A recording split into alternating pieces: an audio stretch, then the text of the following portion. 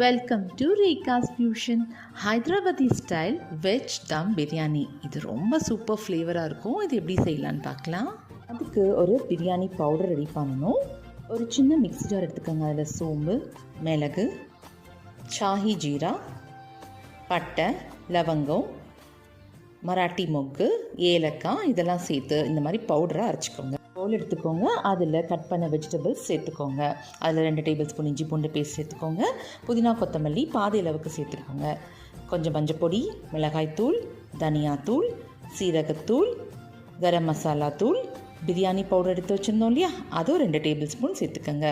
உப்பு, கூடவே 2 கரண்டி அளவுக்கு தயிர் சேர்த்துருக்கேன். இது கிட்டத்தட்ட ஒரு 100 ml இருக்கும்.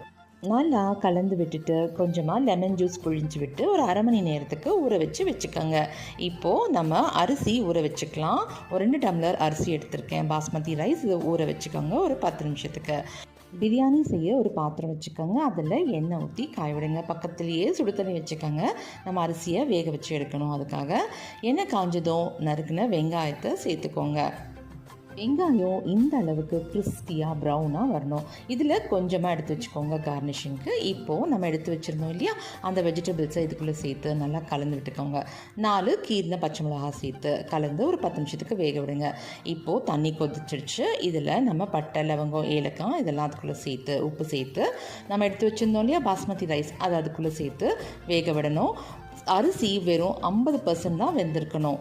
அரிசி வெந்த தண்ணியை கொஞ்சமாக எடுத்து பக்கத்தில் வச்சுக்கோங்க. இது தம் போடும்போது நமக்கு தேவைப்படும்.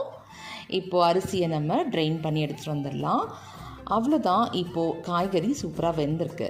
இதில் நம்ம அரிசியை லேயர் பண்ணிடலாம். லேயர் பண்ணிவிட்டு சமமாக பண்ணிவிட்டு இந்த தண்ணி எடுத்து நம்ம அதில் ஃபுல்லாக ஸ்ப்ரெட் பண்ணி ஊற்றிக்கணும். தண்ணி நமக்கு தெரியணும். அந்த அளவுக்கு இருந்தால் தான் கரெக்டான கன்சிஸ்டன்சி. இப்போது மூடி போட்டு ஒரு 2 மினிட்ஸ் விட்டுருங்க. இப்போ புகை வர ஆரம்பிக்கும். இந்த சமயத்தில் நம்ம எடுத்து வச்சுருந்த புதினா, வெங்காயம், பிரியாணி பவுடர், அதுக்கப்புறம் நான் கொஞ்சம் இந்த மாதிரி சாஃப்ரான் எடுத்து வச்சுருக்கேன். அது ஆப்ஷனல் தான், அதை எடுத்து சேர்த்துக்கலாம்.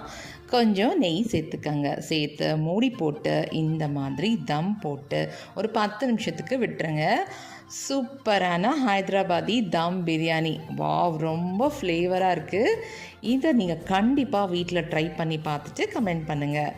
இந்த வீடியோ உங்களுக்கு பிடிச்சிருந்தா லைக் பண்ணுங்கள், ஷேர் பண்ணுங்கள், மறக்காமல் சப்ஸ்கிரைப் பண்ணிக்கோங்க. தேங்க்யூ.